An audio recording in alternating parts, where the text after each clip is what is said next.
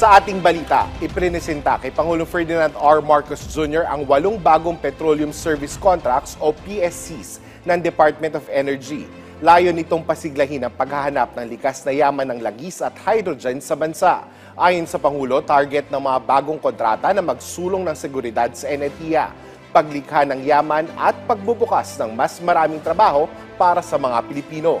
Inaasahan ani ang magbibigay daan ng mga bagong kontrata sa panibagong pagsisiyasat sa mga posibleng mapagkukunan ng langis sa iba't iba pang panig ng bansa.